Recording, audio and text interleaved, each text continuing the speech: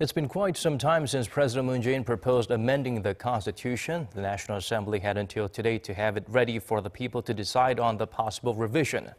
But as widely expected, most lawmakers boycotted the vote, so the parliamentary speaker declared it invalid. Kim Min-ji has the latest from the domestic political arena. Null and void. The fate of the president's proposal for amending the Constitution has been decided.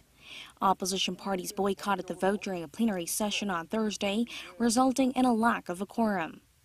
Only 114 of the 288 lawmakers in the National Assembly took part in the vote, far short of the two-thirds majority required to pass.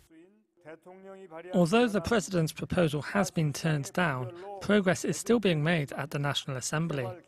The rival parties need to quickly reach an agreement to craft their own proposal. As Speaker, I am sorry that a year and a half of talks have led to nothing.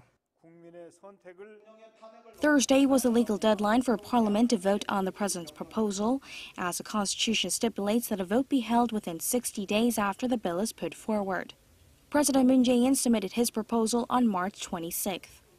It entailed changing the current 5-year presidency to a 4-year term that's once renewable, also promoting decentralization and strengthening basic rights. The president's bill was widely seen as a means to pressure Parliament into quickly crafting a proposal of its own. Talks had been underway at the National Assembly to amend the country's 30-year-old constitution to better reflect social and economic changes, as well as limit the massive powers of the president. However, progress had been slow amid partisan wrangling. After the bill was declared invalid, the ruling Democratic Party of Korea lashed out at the opposition for not taking part.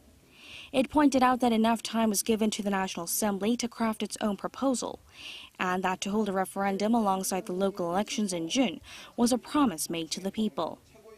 However, most opposition parties had been against the idea of the president submitting a proposal in the first place and had been calling for the bill to be withdrawn. They claimed that there was no point in voting on a bill that will be rejected, and rather should use this as a chance to speed up efforts to come up with their own version. The parties added that both the government and the National Assembly should feel equally responsible. There are concerns that Thursday's outcome could drive a wedge between the rival parties, just days after they agreed to end a nearly 2-month standstill. But with the situation back at square one, pressure will no doubt be raised on lawmakers to see if they keep their promise to come up with a proposal of their own within this year, especially with the mandate of a special parliamentary committee coming to an end next month. Kim Min-ji, Arirang News.